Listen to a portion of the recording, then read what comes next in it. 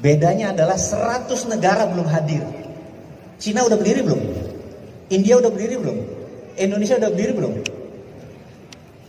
Apa yang terjadi peta tahun 1900?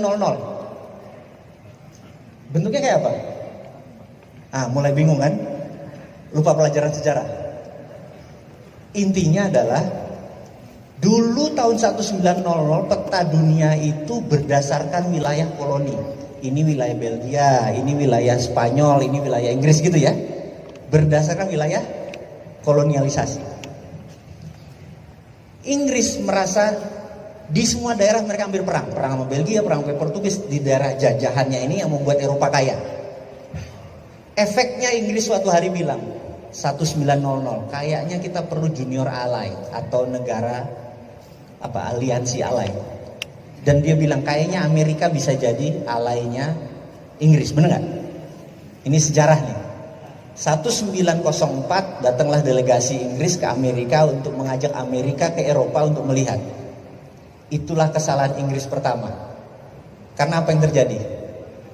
Begitu Amerika pulang ke negaranya, Amerika bilang, ternyata teknologi Eropa itu 50 tahun lebih rendah atau lebih lama dari Amerika.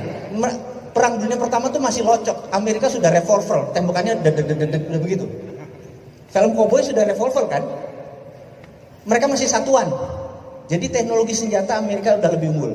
Dan sumber minyak sudah dikuasai oleh Amerika sejak lama. 1906 Amerika sudah punya pesawat terbang. Eropa masih bingung. Ngerti? Dan begitu perang dunia pertama, tahun berapa?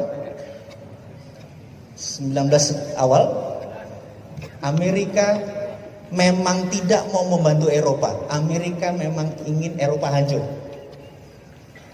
Dan puncaknya adalah waktu tahun 33 Jerman mulai mengambil Polandia dan lain sebagainya.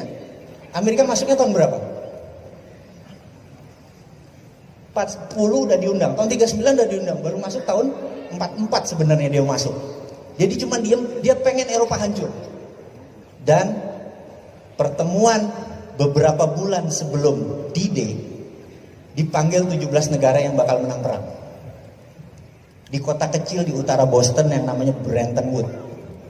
Ngumpul negara-negara Eropa, Amerika bilang, kita kan sebentar lagi mau menang perang. Betul ya? Betul kata mereka gitu.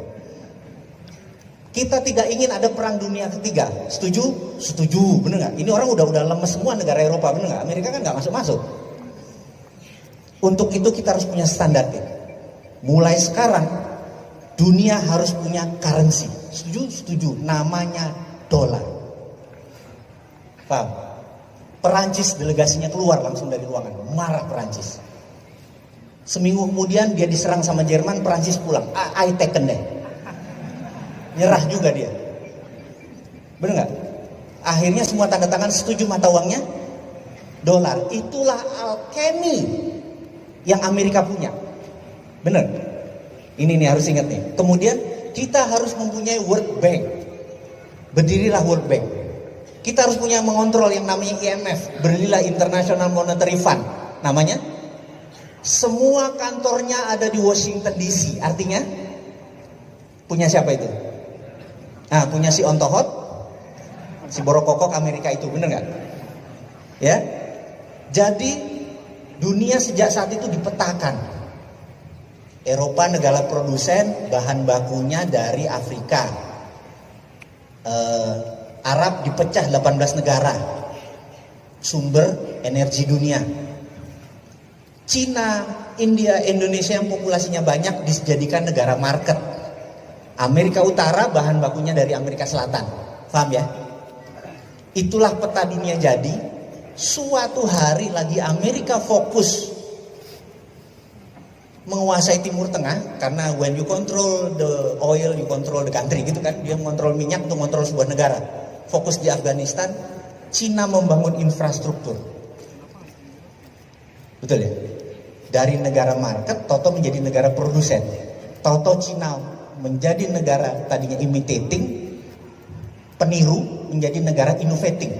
Bener nggak? Amerika kaget, toto Cina udah segitu besar. Jadi melenting si Cina ini. Pertanyaannya, Kok bisa?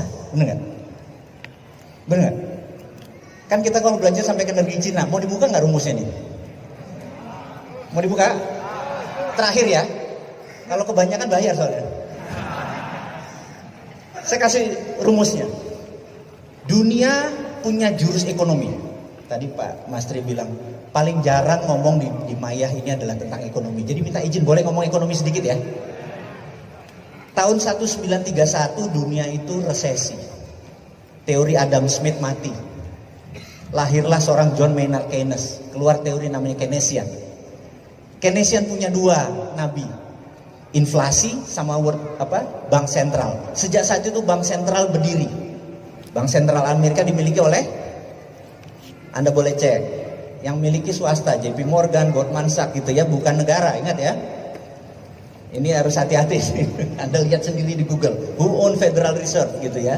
Swasta, Amerika semuanya swasta. Tahun 2008, tahu-tahu ada subprime mortgage, JP Morgan, Goldman Sachs, toto bangkrut semua. Bener ya? Anda tahu cerita itu. Dunia menganggap, orang-orang seperti saya menganggap bahwa Keynesian selesai.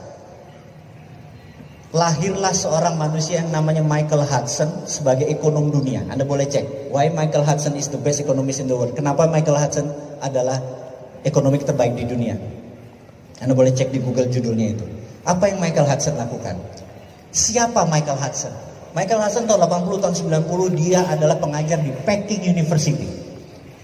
Yang diajarin adalah Xi Jinping, semua PKC Partai Komunis Cina, politbironya adalah murid dia. Dan apa yang dilakukan? Diajarkan printing money. Apa tuh printing money? Cetak uang. Contoh, saya presiden, Mas namanya siapa Mas? Ilham, Mas Ilham. Anda Menteri Keuangan. Mas siapa namanya? Mas Danang. Pak Presiden bilang ke saya, aminin ya. Kita pengen buat 1 juta rumah. 1 juta rumah, perlu berapa? 100 triliun gitu ya. Saya bilang, Mas Ilham, 100 triliun print Mas. 100 triliun kasih dia. Apa yang ada di kepala Anda?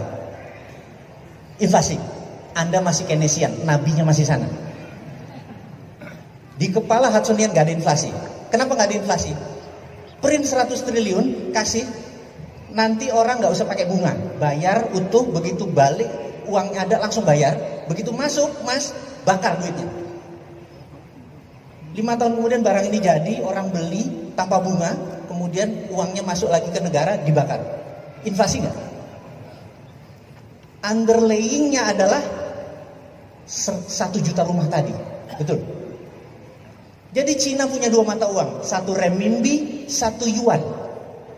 Renminbi itu dicetak suka-suka dia selama ada proyeknya. Paham? Mulai paham? Dia nyetak apapun cetak aja, bener gak? Dan dia bikin, karena itu tahun 90-an, tahun 2000 dia cetak segede-gedenya. Punya 2 mata uang dan renminbi gak pernah keluar. Yuan keluar. Yuan pakai peraturan internasional, nyetak duit harus pakai dolar atau emas. Tapi renminbi dicetak berdasarkan project, itu underlaynya. Inflasi enggak? Tidak.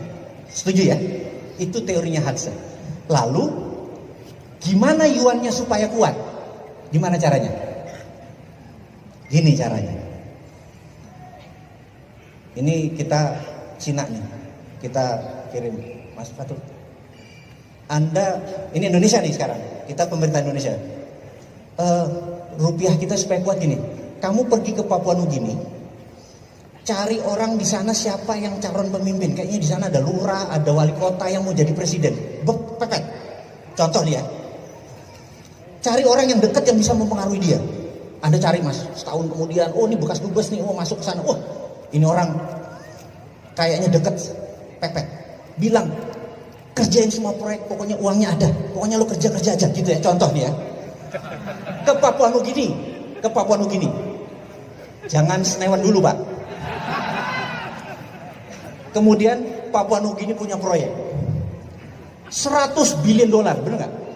Oke, 100 billion dapat ya, 100 billion. Ini intelijen kita nih, namanya infiltrasi masuk ke negara Papua tadi. Nama siapa? Namanya Larry Pak, orang yang dekat itu Pak. Sekarang tadi wali kota, sekarang udah Perdana Menteri Pak. Oh siap, gitu kan? Oke. 100 billion tadi kita print rupiah, Krakatau Steel nyala, pabrik bata nyala, semua nyala. Kita bawa ke Papua Nugini utuh. Barang Indonesia gak boleh ada pegawai Papua Nugini kalau perlu, bener gak? Begitu barang jadi, balik lagi, Papua Nugini bayar kita pakai dolar, bener gak?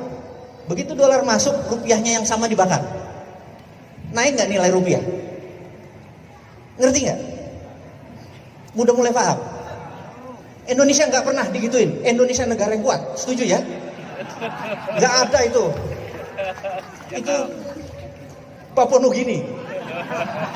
Yang goblok itu Papua Nugini, bener nggak? Setuju ya? Anda udah mulai mikir nih kayaknya. Ini revolusi nih. Udah mulai kebayang. Begitu kita tidak ngerti cara ngelola negara, kita dikerjain oleh negara lain, setuju ya? Nah, terakhir Bapak Ibu, sebenarnya untuk membuat negara ini jalan, rumusnya cuma 2. Kalau Mas Fatur Anda jadi presiden Mas, 2 aja kebijakan Anda begitu hari pertama Anda jadi presiden. Nomor 1, buat kepres ke peraturan presiden, siapa saja yang ngeluar uang ke luar negeri, tanpa beli barang apa segala macam, penjara 2 tahun Mas. Itu namanya flight capital. Betul ya? Keputusan Kepres kedua, mulai hari ini jam 24.00 bunga deposito 0. Mas, kalau Anda punya 1 triliun, setiap tahun Anda dapat 50 miliar, betul ya? Toto jadi 0. Kira-kira apa kepala pikirnya? Apa yang kamu pikirkan kalau deposito bunganya 0? Kalau keluar tangkap, bener nggak? Akhirnya akan menjadi usaha di negara sendiri. Ini di Mayah nih yang punya usaha, langsung gue invest dong tempat lo, bener nggak? Ada 11.000 triliun di bank sekarang nganggur. Dalam 1 malam keluar, ekonomi Indonesia maju nggak? Syariah nggak bangsa ini? Berkah nggak? Nggak ada riba. Betul nggak? Udah nggak ada riba, berkah, ekonomi maju dalam semalam, bener nggak? Itu aja kok repot bener aja. Bapak Ibu mohon maaf jika ada salah. Terima kasih buat waktunya. Wassalamualaikum warahmatullahi wabarakatuh.